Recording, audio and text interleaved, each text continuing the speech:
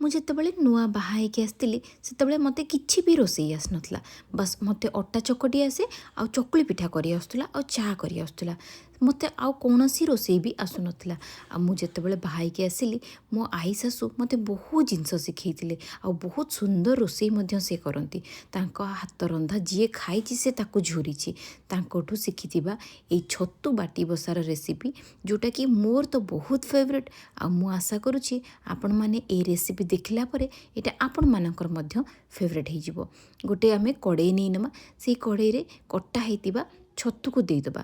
ଛତୁ ସରୁ ସରୁ କରି କାଟିବେ, ଆଉ ସେଇ ସେମ୍ ସରୁ ସରୁ ସାଇଜ୍ର କଟା ଆଳୁ, କଟା ପିଆଜ, କଟା ଟମାଟୋ, ଆଉ ଗୋଟା ରସୁଣ, ଆମ୍ବୁଲ 2 ଖଣ୍ଡ ପକାଇ ଦେଲା ପରେ ଏବେ ଆମେ ଗୋଟେ ବେସର ମସଲା ପ୍ରସ୍ତୁତ କରିବା, ଯେଉଁଥିପାଇଁ କି ଜିରା, ସୋରିଷ, ଶୁଖିଲା ଲଙ୍କା, ହଳଦୀ, ଲାଲ ମିର୍ଚ୍ଚ ପାଉଡ଼ର ଆଉ ରସୁଣ ଦେଇକି ଆମେ ଗୋଟେ ବେସର ମସଲା ପ୍ରସ୍ତୁତ କରିବା।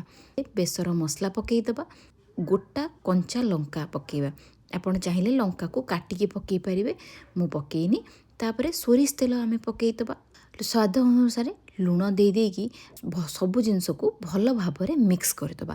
ଏଇଟା ଗୋଟେ ଏତେ ସହଜ ରେସିପି, ମାନେ ବହୁତ ହି କମ୍ ସମୟରେ ତ ବନିଯିବ। ଆଉ ଗ୍ୟାସ୍ ପାଖରେ ଠିଆ ହେଇକି କଷିବା କି ବାର ବାର ଗୋଳେଇବା କିଛି ଦରକାର ନାହିଁ। ବାସ୍ ଆପଣ ଏଇ କଡ଼େଇରେ ହିଁ ସବୁ ଜିନିଷ ମିକ୍ସ କରିଦେଇ ଗ୍ୟାସ୍ର ଫ୍ଲେମ୍କୁ ସ୍ଲୋ କରିକି ବସେଇ ଦେବେ। ମାତ୍ର 15ରୁ 20 ମିନିଟ୍ ଭିତରେ ପ୍ରସ୍ତୁତ ହେଇଯିବ এই ରେସିପିଟା। ବହୁତ ସହଜ, କିନ୍ତୁ ଖାଇବାକୁ ଏତେ ଟେଷ୍ଟି ଯେ ଗୋଟେ ଥର ଆପଣ ଟ୍ରାଏ ନ କଲେ ନିଜେ ବି ବିଶ୍ୱାସ କରିପାରିବେନି। ଗ୍ରାଇଣ୍ଡରର ଜାର୍ ଧୋଇକି ମୁଁ ଅଳ୍ପ ପାଣି ଦେଲି, ବେଶୀ ପାଣି ଦେବେନି କାହିଁକିନା ଛତୁରୁ ପାଣି ବାହାରିବ। ଏବେ ଗ୍ୟାସ୍ର ଫ୍ଲେମ୍କୁ ଏକଦମ ସ୍ଲୋ କରି ମୁଁ 5 ମିନିଟ୍ ବସେଇଦେଲି। 5 ମିନିଟ୍ ପରେ ତାକୁ ହାଲକା ଟିକେ ଗୋଳେଇ ଦେବା, କାହିଁକିନା କାଳେ ତଳେ ଲାଗିଯିବ।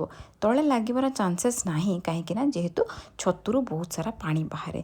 ଆଉ 10 ମିନିଟ୍ କୁକ୍ କରିଦେଲା ପରେ ପ୍ରସ୍ତୁତ ହେଇଯିବ ଆମର ଛତୁ ବାଟି ବସା। ବହୁତ ହି ଡିଲିସିୟସ୍ ରେସିପି, ଆଉ ବହୁତ ଟେଷ୍ଟି ଲାଗେ। ଥରେ ନିଶ୍ଚୟ ଟ୍ରାଏ କରନ୍ତୁ, ତାପରେ ମୋତେ କମେଣ୍ଟ ସେକ୍ସନରେ ଜଣାଇବେ କେମିତି ଲାଗିଲା ଆପଣଙ୍କୁ ଏ ରେସିପିଟା। ମୋର ତ ବହୁତ ପସନ୍ଦ। ଦେଖନ୍ତୁ ମାତ୍ର 15 ମିନିଟ୍ ଭିତରେ ପ୍ରସ୍ତୁତ ହେଇଗଲା ଆମର ଛତୁ ବାଟି ବସା। ଯେହେତୁ ମୁଁ ମାଟି କଡ଼େଇରେ କରିଛି, ଏବେ ପର୍ଯ୍ୟନ୍ତ ବି କଡ଼େଇଟା ବହୁତ ଗରମ ଅଛି, ଆଉ ସେ ତା ଭିତରେ ନିଜ ଗରମରେ କୁକ୍ ହେଉଛି।